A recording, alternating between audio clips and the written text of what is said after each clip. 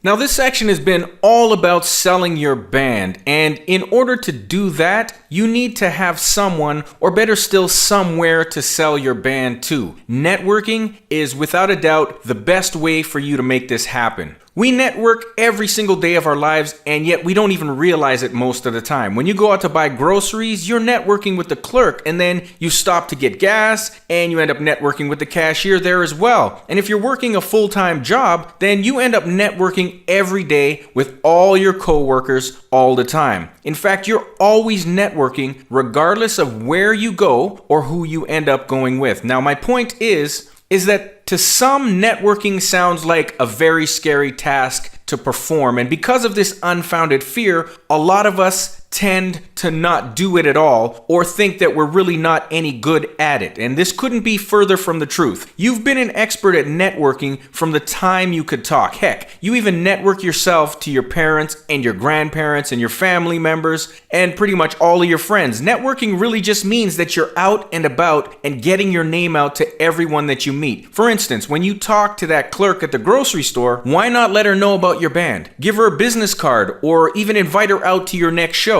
And when someone asks you what you do for a living, don't start selling yourself right away, but at least let them know what you do and work your way into finding out if they know anyone who needs a band or if the company that they work for hires bands. Get the name of the person that they know who does do the hiring and then get in touch with them. Of course, once again, you should be handing out your business cards like they're candy on Halloween to anyone who's the least bit interested in what you do. There's no real science to networking, but the key is to remember that you don't want to come off pushy or needy. It's very rare that anyone is going to hire you on the spot when you first meet them, but once you've got their contact information or the information of the person who does hire the bands, then ask your new friend to give your card to them and change the subject. I mean, move on to finding out what it is they do and let them do the talking and find out more about who and what they are. People really love it when you show an interest in their lives, and if they like you, then they're going to be more willing to help you out as well. Now, once you get home, be sure to follow up with everyone you met and let them know how much you enjoyed meeting them, and reach out to any of the contacts you picked up to find out if they're interested in receiving information about your band. And if they are, then this is the time to break out the stamps and start sending out your top-of-the-line, absolutely professional music package that you've put together specifically for this reason. Your package is going to talk for your band when you're not there, and having an absolutely outstanding professional package is going to scream out to them that you and your band and your music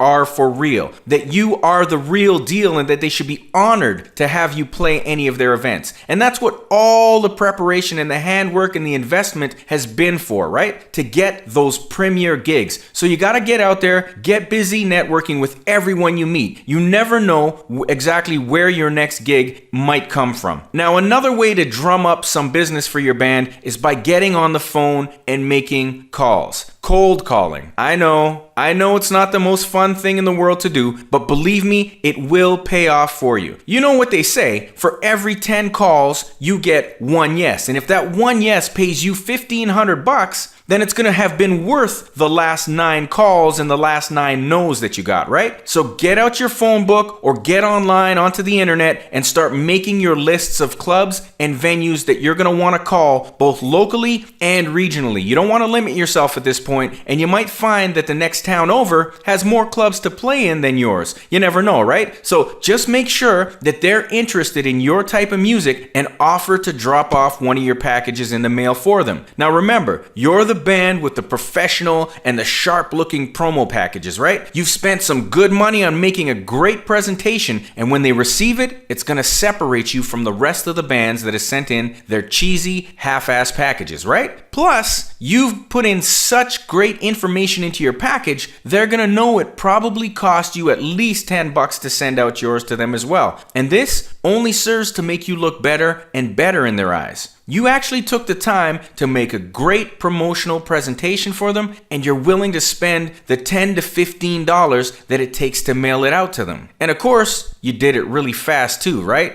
Now that makes a classy band.